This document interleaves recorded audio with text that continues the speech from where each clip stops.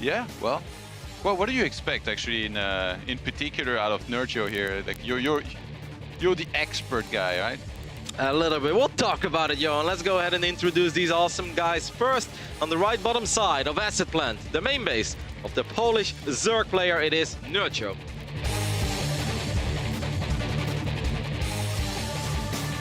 And his opponent in the red playing Protoss, it is Classic.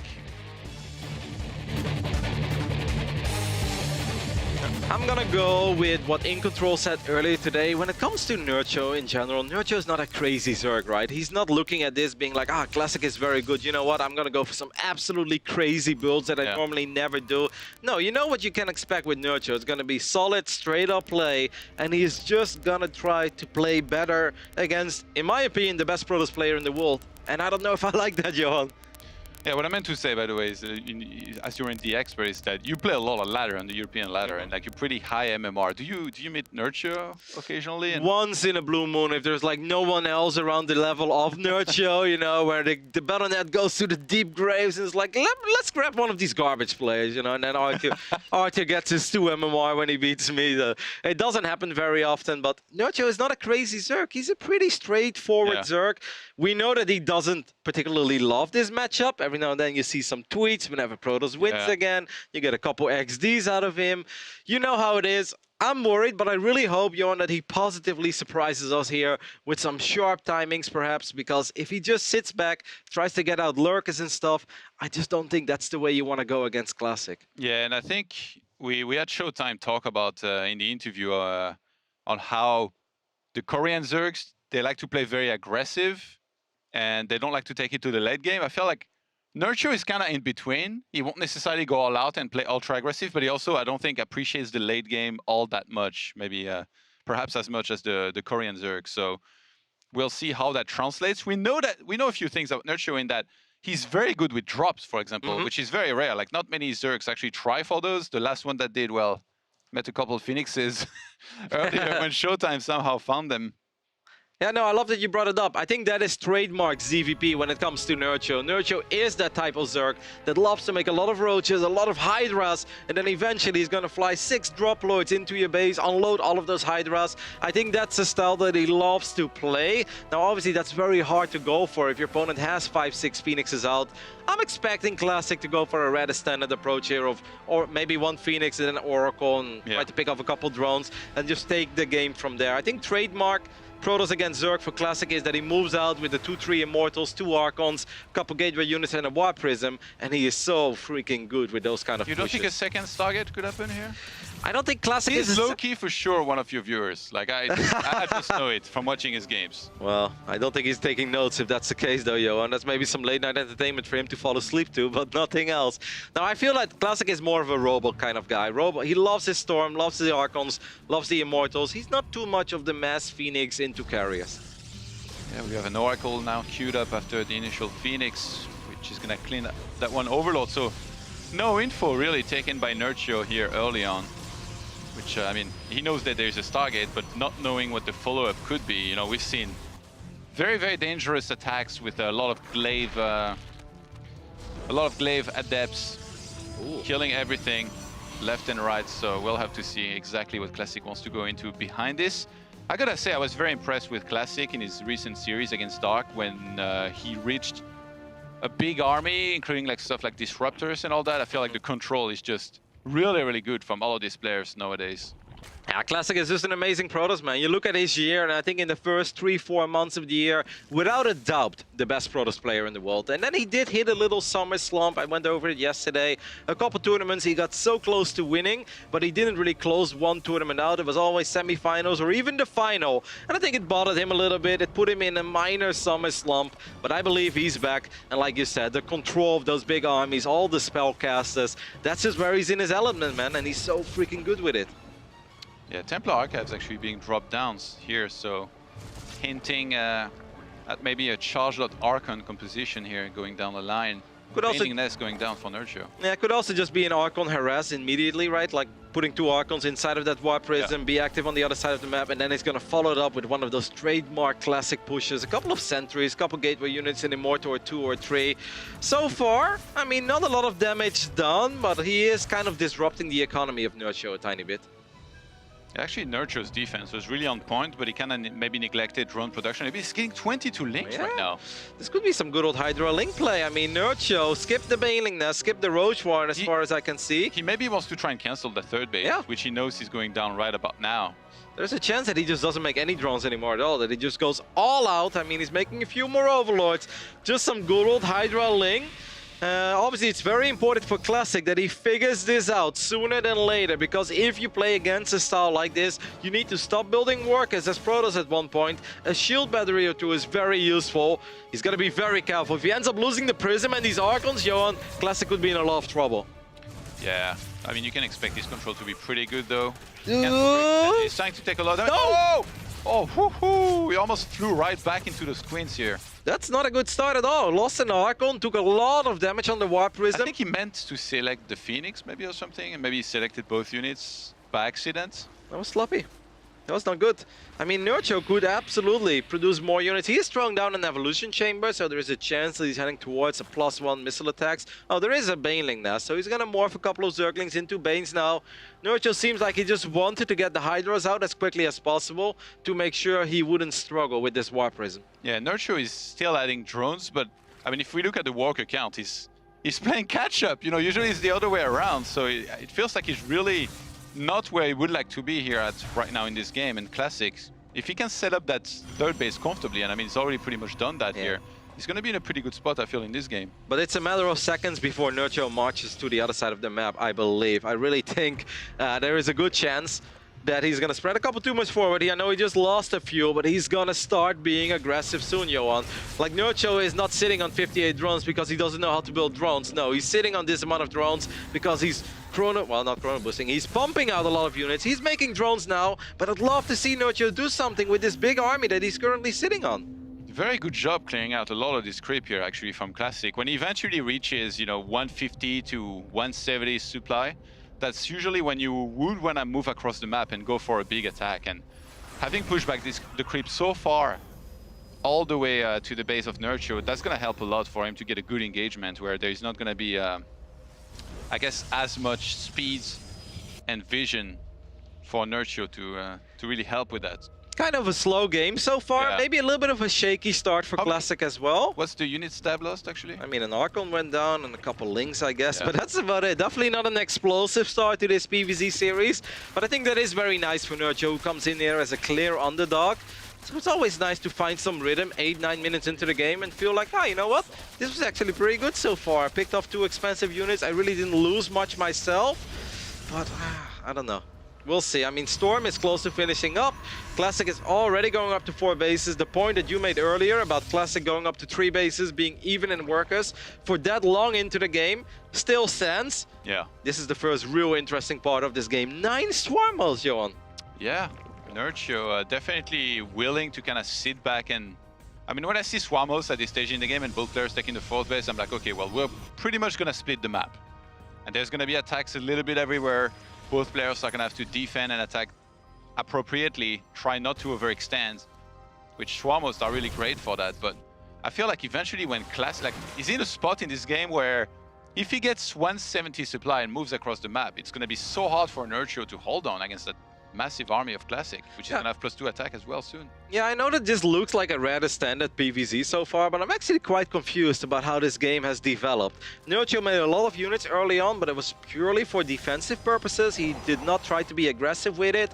Then he got a little bit of everything. He's getting a bunch of Hydras. Now he's going for Swarmos, but at the same time he's going for melee upgrades. Let's see if these Locusts get anything done. They did pick off 1 High Templar, so that's obviously always nice, but I think that Nerchio's hoping for a lot more. Gets an Archon there as well. That's not bad. Yeah, it looks like Nerchio actually...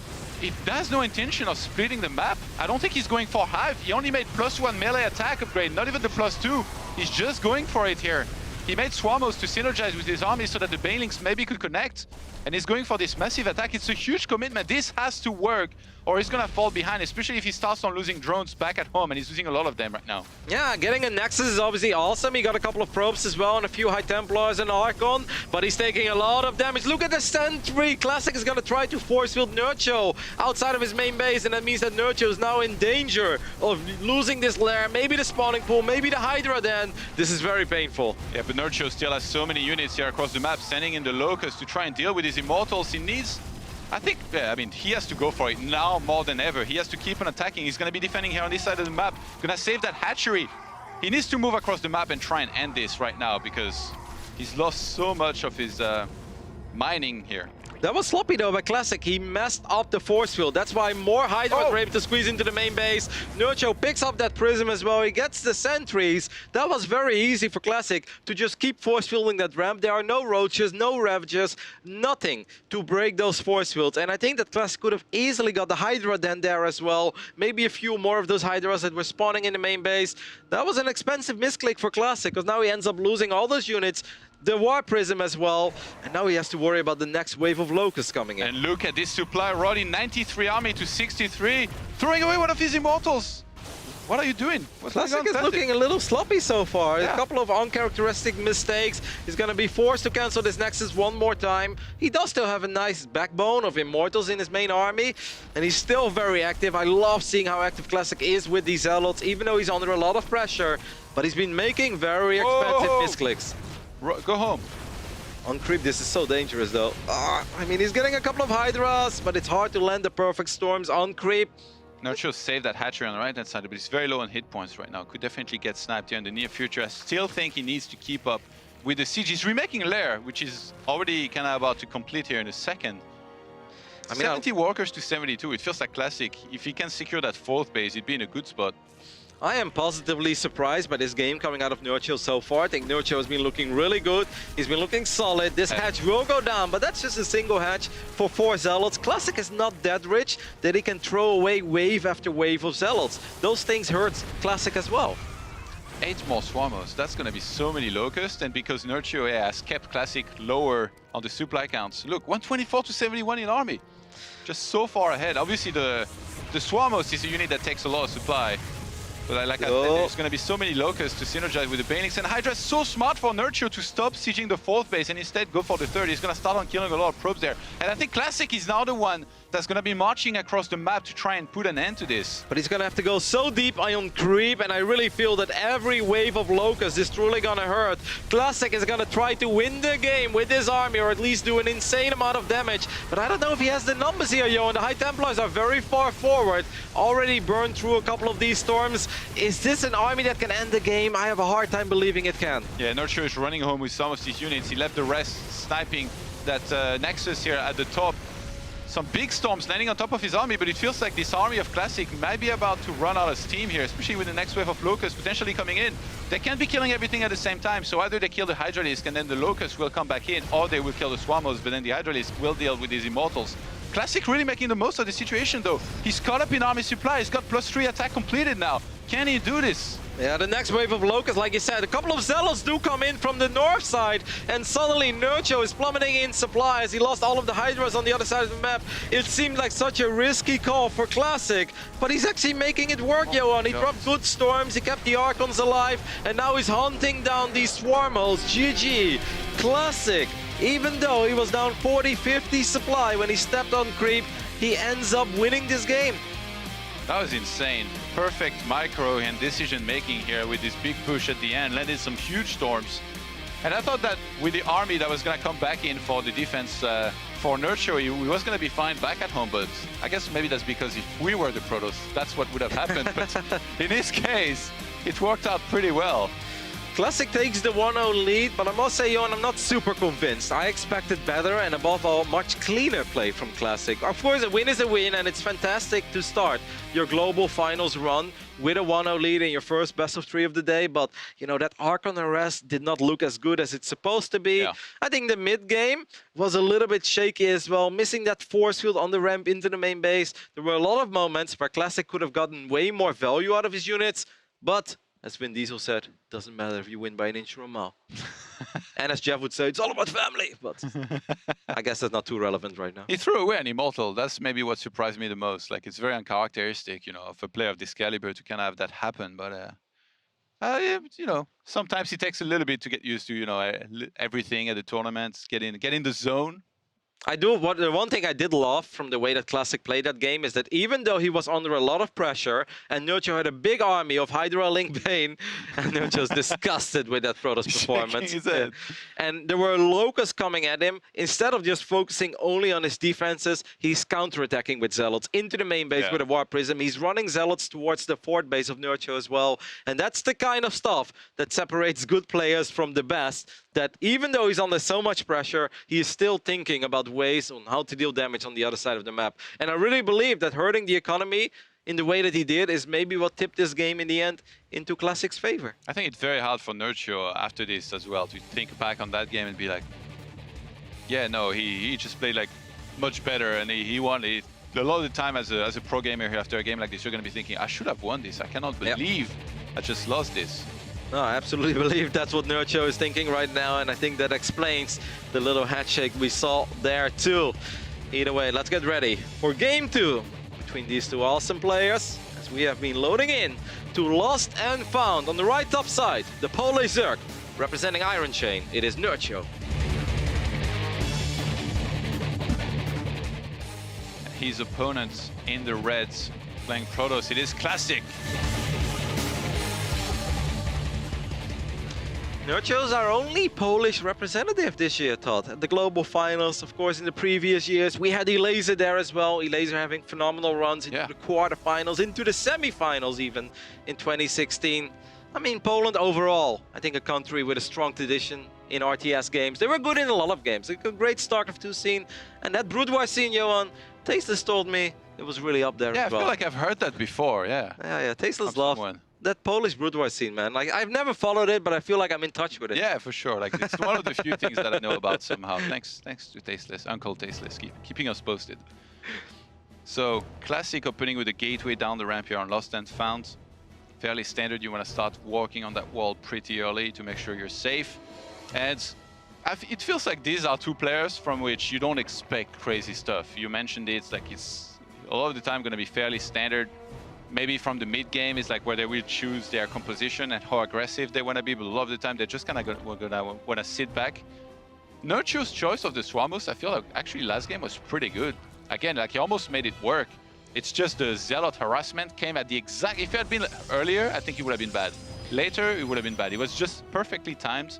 And the fact that he sniped the lair and stuff, and I guess he prevented Nerchio from getting into this comfort zone where he was just sieging comfortably across the map. It wouldn't have been pretty, but I would have loved to see Nerchio just go for a Hydra Ling attack. If you defend that Warp Prism opening the way he did, he also took no damage against the Phoenix and the Oracle. If you then pick off an Archon, defending a Hydra Ling attack on a map like Acid Plant can actually become very, very tricky. So even though those games are obviously a little bit ugly, I would have loved to see if that could potentially work. What do you think about the Locust actually? Because he sent Locusts like in few small waves instead of doing one big wave, which has its upside, right? Because if you send one big wave and Storm lands and they all die, then obviously you don't have anything left to defend. But at the same time, it was like the army of Classic was big enough that a few small waves of Locusts were not really that threatening to his army. Yeah, I like the way that Nerchio played it, because I think he got a couple of good trades of it. Every time we saw a wave of Locusts, we saw... during the last defense, when Classic was... Yeah, then I think he should have gone for the big wave, especially because at one point Classic was running out of Storms. Yeah. And all that he had were two Archons, but one was in the front, one was in the back. And Immortals are obviously not great units against Locusts, but I think he was under a lot of pressure. I think he was still microing Hydras on the top side of the map as well. He had to worry about those new Zealots running in, getting on top of the last few Hydras that he had. Either way, let's see if things will go better here in Game 2 for Nerchio, who once again, this is his third global finals in a row.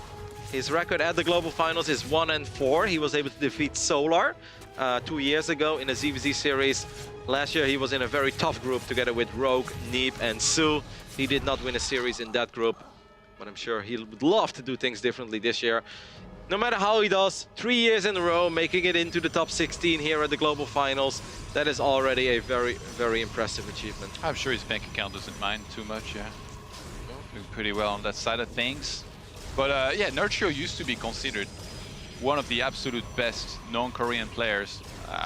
Once upon a time, alongside Stefano, he was very high up there. Nowadays, definitely a little bit lower, but the fact that he's still relevant, the fact that he's still here at the Global Finals is still very impressive in itself. And is still extremely good. He did scout the Robo, I think it was around Natural here a second ago.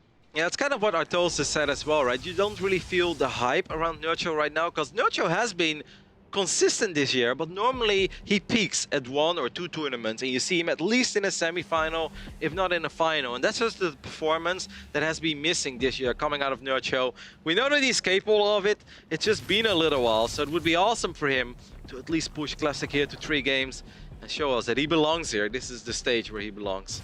I think when the Lurker and Hydra meta was doing really well, that's when Nerchio was like really good in this matchup, but now everybody has gotten so good against this. Like a lot of Protosses, they make it look like a foolish idea to go for Lurkers and Hydralisks. They just storm everything, they got their Immortals perfectly positioned, they hit the right Revelations. Man, Nerchio's Hydra Dens are so quick. It's like 440 and he just throws it down. I mean, it's not something that's super uncommon, because obviously if you just fire up that lair at 340, you can get it done, but it's very different if you compare this to a Zero game where you often see a Rogue Warren against the Protoss, and you just see somebody try to get some more value out of those tier 1 units. Nerchio is not about that Roach Ling business, and it's all about trying to get Hydras out as quickly as possible. Ooh, Storm already starting. So not gonna get into any kind of Archon shenanigans here. Gonna work his way up to Storm here, Will Classic, pretty quickly in this game. I wonder if Nerchio will go again for Swarmost. I feel like, honestly, that wasn't the problem last game. Actually, that's kind of what made him do well in the first place. So I would like to see him go Swarmost maybe again, because on this map, if you set up towards the bottom as well, you can choose where you go, like you can fly those Locusts into the main base, and for Protoss it's going to be very hard to defend appropriately. It's a decent map for Lurkers though as well, right? Maybe some good old Hydra, Ling, Bane, and then eventually Lurkers. But I think that Nerchio is most likely trying to just get an economic advantage somewhere. Phoenix is gonna live the Queen, Oracle is gonna swing in, gets 3 drones, but ends up losing the Phoenix. So what I would love to see now from Nerchio is immediately send out an Overlord of 2 or even 3, spread them around the map, because you know that Phoenix is gone, and that's pretty much the only real anti-air that Classic is currently working with. Yeah. Double Robo, by the way. And also later, if he goes for some sort of drop, which on this map I talked about the Locusts flying to the main base, a drop could be a big deal as well. Look at these 2 pylons here. They're asking to get sniped. The Artosis and the Tasteless Pylon. The top one is Artosis, but he's getting backed up by Tassels, so it's all good. 7 more drones in the way. Nerchio's just playing an economic game from this point on. Just try to get those Hydras out as quickly as possible to make sure he doesn't take too much damage from Oracles or War Prism Arras. But Classic is just getting into that double Robo very quickly, and he just wants to get a lot of Storm and a lot of Immortals. And it seems that Classic is just approaching this like, yeah, if I get the army that I want, which consists of maybe a cheeky Sentry or 2 for some Guardian Shield and a few Force Fields, then a bunch of Storms and a couple of Archons, I'm always going to be fine against you. Yeah, especially like when he hits the right Revelations, it's always so easy for him to take a very, very good fight in terms of landing the Storms and setting up the fight. Goes for an Observer now. Overlord speed. Some cannons. Overlord speed is almost done, Johan, and I'd love to see some of that Dropalord play that you mentioned. There is once again an Infestation Pit going down, but I want to see more coming out of Nerchio. I want to see like a real attempt in trying to do some sick damage somewhere, because he's playing a rather slow game. And if Nerchio would be the overwhelming favorite here, I'd be like, yeah, you know, that's fine. Drag it out, because the longer the game goes, the better it is for you. But I don't really think that's the case here when you go up against Classic. Maybe he looks at it in a way where he's like, last game I was doing well, just the defense against his final attack was not there. So if I do the same and I get myself in the same position, this time I'll defend better and I'll be able to win. And I mean, it might be just right. Like this time the Krish spread wasn't pushed back at all, like in the previous game. That's going to help a lot as well. How do you feel about the way that Nerchio chooses his upgrades? He doesn't get... Well, this time he's double Evo, right? Last game he was single Evo, now he's getting +1 melee. And last game he only got +1 melee, that was it. Yeah. He didn't even go for the +2 for the Banelings or anything.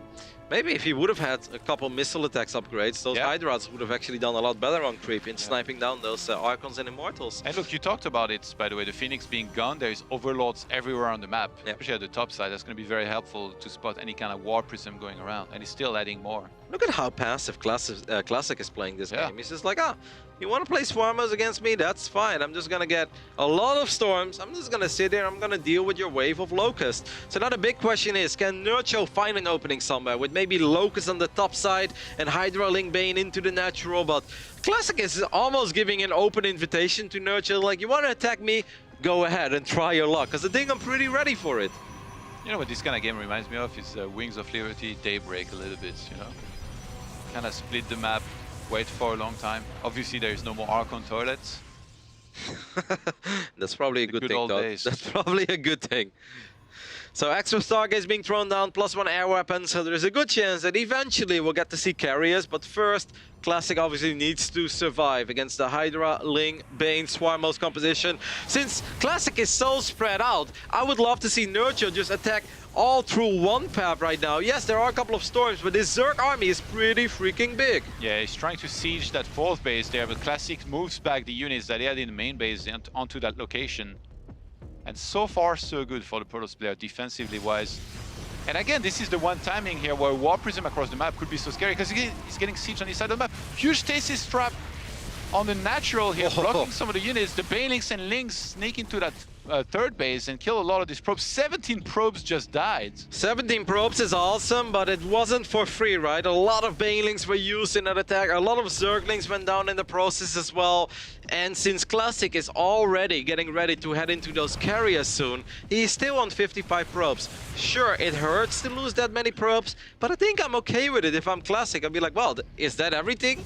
You know, it's only going to get easier for me from now on, because this Protoss army will keep on growing. Oh, he brought back the Prism. He's just going to do a big attack at the front here with this massive army. There's so many Immortals.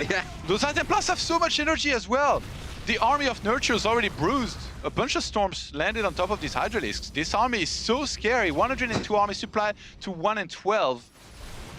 Yeah, I have a hard time believing that Nerchio is going to get a good fight here. I mean, maybe if the Banelings can somehow connect with the High Templars, or maybe the Wave of Locusts. I mean, this is it, Nerchio. If you're ever going to get a good fight, it's here on creep.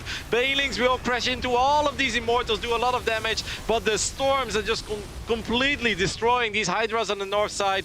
Nerchio's supply has been falling very quickly, and Classic still seems to be standing very strong. Yo, and I think this could very well be it. Yeah, some Hydralisk tries to dive here onto those High Templars, but Classic is marching towards victory here. His army still with so many Immortals and Archons, with these High Templars building up on their energy. He can reinforce straight into the core of his army thanks to the War Prism that's being protected by everything here. Yep, game 1 looked a little bit messy and perhaps a tiny bit sloppy as well from Classic, but in game 2 here, this is utter domination so far. I love the way that Classic played it. He had a perfect read on the strategy of Nerchio, and he's like, you want to play this kind of a game? That's okay, I'm very comfortable in just making Immortals, getting a bunch of High Templars out, and he has really dominated this game, if you ask me. Yeah, Nerchio's trying to stay alive. Nerchio right now, this timer on these Locusts, they feel like an eternity. I mean, a hatchery goes down, a few more Hydras will come in from the north side. Classic is finally running out of storms, but he has pretty much killed everything. Ooh, that War Prism did take a lot of damage from that Spore Crawler. I mean, Nerchio is still hanging in there supply-wise, but guys, he was up 40, 50 supply before. So that obviously tells you the tale that he's down right now is very bad. And it's not like we're getting close to Broodlords or Lurkers with adaptive talents. No, it's more of the same, and that's never a good sign for Zerg. Yeah, and Classic plays it safe. He just recalls with everything. He's just gonna regroup, reinforce a little bit, let some of these High Templars build up on energy, and then go for, I think, another potential final push, which, I mean, I don't see how Nerchio could hold at this stage. The soup does not lie in this game. Do you think that game 1 has bothered Nerchio a lot coming into game 2, and that he really felt that that should have been his game and he should have been up 1-0? Because game 1 looked pretty good, but game 2 looked a little lackluster to me. I didn't really see the plan to win anywhere, right? Like, I just felt that Classic had a perfect read on the build of Nerchio, and he's just like, oh, you're gonna do the same thing? Well, I'll make sure that this time it won't get close, and it really feels like it never did. Yeah, this is almost the worst kind of game to lose, like the one that slips away, the one that you feel you're in control and that you should have won, because you're gonna be going to the next map with a lot of regret and with your mind filled with those thoughts of what you have done wrong in the previous one. So I feel definitely it might have affected him, and we're just seeing a poor version of the build that he did last game here in this one. Yeah, and also a Classic that's much... Oh, he stormed this on Prism! And obviously it took a little bit of damage from those Hydras as well. I think 2 Archons were inside of it, right? So kind of an expensive loss there, but as you always say, the soup does not lie. Classic is fine. Classic can afford a misclick or 2 at this point, because this Protoss army is just insane. I was gonna say, he has so many Zealots, he should send some at the bottom to try and attack those right-hand side bases. Maybe even do the same thing on the left, but he's in just such a good spot here. I love how he has +1 air weapons, but he never really used the Stargates. I mean, he's getting a mothership now, and that's obviously cool. What would it take for Nerchio to win the upcoming fight? Classic to alt-tab, open YouTube, watch a video or 2, and hope that storms... Move command his army into like mass banelings. Even that, I think. I just have a hard time. This Protoss army has an insane amount of HP. And once again, Nerchio's army is very strong when it hits quickly, and you know, when Protoss isn't totally ready yet, when you're low on storms, when the immortal count isn't that high. I look at his army and I'm just like, geez Louise. I mean, Banelings can obviously turn a fight around, Locusts can turn a fight around, but the way that Classic handled the previous fights, I have a hard time believing that he's gonna mess this up. Alright, Nerchio, let's jump on top of this army, because Classic was far out on the creep, but I don't think he cares too much. Lands some massive storms here on top of everything. I mean, look at the bank as well, right? Nerchio is broke as a joke, and Classic is close to being maxed out, and he still has money in the bank. A couple of Zealots are harassing on the right side. This is the Classic that I expected and hoped to see as well coming into the global finals. We've got a lot of awesome Protoss players here, Johan, but I believe this man is going to make a very deep run. Yeah, Classic marching towards victory here with this huge army of his. These Immortals that's just been there the whole time. It's the same ones too. I feel like he's barely lost any one of them. They're living up to their names. Hasn't had to replenish on the Immortal counts. Picked up those High Templars as well. Mothership starts showing up. At this point, Nerchio knows it. The writing is on the wall. GG. Classic takes a pretty convincing 2-0 victory in the opening match of Group D. Very impressive throughout. That first game was kind of close. That second one, not so much. And we expect no less from the GSL Super Tournament recent winner. Remember last year, that was Rogue and he won the whole thing here at BlizzCon, so I'm sure Classic is hoping history repeats itself here. Yeah, this looked good, right? Maybe a couple jitters coming into game 1, you know, it can obviously be scary. A couple misclicks, but from that point forward, I mean, this man looked good. Curious to see what the boys on the couch have to say about the performance of Classic. All the guys here look good as well. Thank you very much, Roddy, as we do have Classic moving forwards with the 2-0. Very well done by him. And joining me, of course, Hartosis, Mr. Tasteless, Mr. Maynard. Guys, it really felt like Classic throughout that 2-game series as a whole really kind of just refined his play as the series went on in a very short space of time. Yeah, Todd and Roddy actually brought it up nicely how Classic looked really solid in game 2, and then game 1 was a little bit shaky. There was actually a lot of hope there for Nerchio in that game, but Classic just picked the right fight, man. He was losing bases back on the other side of the map, but his composition was perfect. Lots of Immortals. The Warp Prism actually just arrived in time as well to like save, you know, an Archon here and a couple of Immortals there, and Immortals and Warp Prisms, man. An iconic duo. Yeah. I heard they're pretty good. Yeah. No, I mean, it was a great series. Honestly, in game 1, Nerchio looked really good. It's just too bad. Game 2 was actually not bad as well. I mean, I think, you know, I guess, you know, this is the English broadcast, so there's always kind of us rooting a little bit for the non-Korean players, but we're really seeing this theme overall here where the players outside of Korea are actually looking pretty strong. Yeah, I mean, of course, Nerchio did look really good in that game 1. Could have possibly taken it down. Yeah. So I think that Nerchio brought some good play for this tournament, but something else is Classic going to show his top form PvZ, and especially in that game 2, I think so. When you look back at game number 1, was it one of two things? Was it Classic just making the fantastic recovery, or was it Nerchio kind of slipping a little bit in that? I think it was the sharp attack from Classic. I think that was 100% Classic. You know, Nerchio got into a place where it's like, oh, he's going to win this game. That's so sick. Win game 1 against Classic. But and then Classic just taking the army he had and making it do wonders. That was definitely him. We can talk more about it in a second. For now, let's head over to the interview as Hutchinson is ready with Classic. Thank you, James. After a rather bumpy start, Classic was able to close this series 2-0, so congratulations. Let's talk about the game. Like the game 1, it started off like it was a bit scary, but when did you know you could win this game? 우선 축하드립니다. 이제 1세트 때 약간 좀 실수도 나오고 되게 불리한 상황에서도 1세트를 가져가셨어요. 언제 내가 진짜 이거 이길 수 있다라고 생각하셨나요? 우선 블리츠컨 이제 16강이다 보니까 좀 긴장을 해가지고 초반에 실수를 많이 했는데 솔직히 끝날 때까지 제가 이겼다라고 생각을 못했어요. 그냥 되게 불리해서 천천히 따라가자라는 생각으로 했는데 네, 결과가 좋았던 것 같네요. So this is global final, so I was a bit nervous and that's why I made a lot of mistakes. And still until the end of the game, I actually didn't know that I could win this series, the first game. And you get very calm till the end. And even in the GSL Super Tournament, you were able to reverse sweep twice. So do you have any secret for that? How do you keep that calm? 이제 정말 침착한 선수 같은데 이제 GSL 슈터 때도 역수입을 2번이나 하셨어요. 그리고 우승까지 차지하셨는데 약간 김도우 선수만의 비밀이 있나요? 원래는 제가 올해 초까지만 해도 병렬이한테 4대0 당한 것처럼 좀 초반에 무너지면 계속 무너지는 스타일이었는데 아마 그 경기 이후로 조금은 제 생각으로는 좀 침착하자라는 그런 생각을 가지고 있어가지고 그냥 맨날 지고 있으면 뭐 4대0 당하지 말자, 3대0 당하지 말자 이런 생각으로 경기 하나하나씩 좀 이렇게 해 나가는 게 좀 비결인 것 같아요. Actually, earlier this year, I got 4-0'd by ROG in Katowice. And after that, I decided to focus on each game and said, okay, let's just not get 4-0'd, just let's take my time and play every game and focus on it. And that's how I'm able to keep calm. And you know what? You're the oldest player playing in this tournament. So how do you feel? What does it mean to you? 이번 월드 챔피언십 글로벌 파이널에서 제일 나이가 많은 선수세요. 이제 좀 더 남보다 약간 각오도 남다를 것 같은데 그거에 대해서 한마디 부탁드립니다.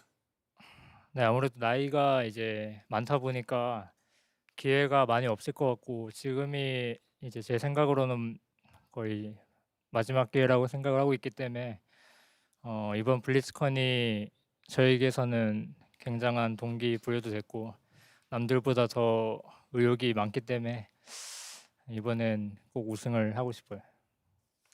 So indeed, I'm the oldest player here, and BlizzCon is a huge. I honestly think it's my last opportunity here. So this is really important for me, and this is why I'm more motivated than anyone else. So I really want to win this. So thank you so much. Great talking to you. Congratulations again, and good luck in the winners match. And back to you guys. Thank you very much. High hopes for Classic coming into this tournament, I think, from a lot of us here. And, that first series, as much as the first game was a little bit of a blip, still managing to win it. Good stuff moving through into the winners game. Yeah, and that is definitely going to be a big test for him if Rogue is able to defeat Special. That is a tough matchup, I think, overall for Classic. Rogue, I think everyone would agree, is a level up above Nerchio. So, a blip like Game 1, that's going to go Rogue's way, most likely. Another thing to point out, too, is, with all these interesting narratives that we have, it's easy to overlook Classics, but the truth is this actually might be his last shot to become the world champion. Yeah. It's not easy when you retire, in this case, because you have to do your military service in South Korea. It's not easy to leave the scene and then come back and make the same kind of mark. So this is a really, really big deal for him. And let's not forget, if he's limited, this may be the end of his story. I really like what you're saying there, too. If you look at his career, it has been illustrious. Okay, I want to remind people that this guy was a StarCraft 1 pro gamer 10 years ago. He was literally the #1 draft pick. Didn't really have a big career in that. Came to StarCraft 2, he's a GSL champion, he's an SSL champion, he's an IM champion. He's hit, 2 top 4s at BlizzCon, he's gotten to plenty of finals, he just won Super Tournament. Absolutely. That's all great, but it's not the world champion. If you're the oldest pro, you're thinking about going to the Army, a win here for Classic, and this is the year he's most likely to do it, I think. He's the highest rank he's ever been at BlizzCon, in my opinion, as far as actual skill goes.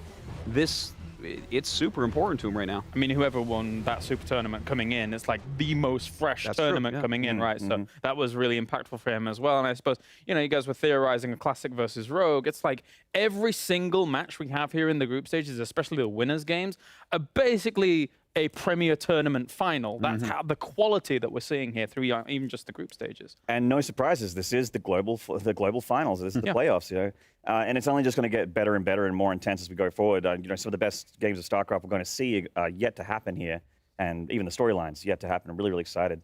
I really hope that with Classic's mindset of, you know, with that military service looming over him, I wonder. Hopefully, he's not going to put too much stress on himself and really put pressure on himself to make something happen before the inevitable. But sometimes when you have that kind of looming over you, you instead get into that zen place of what else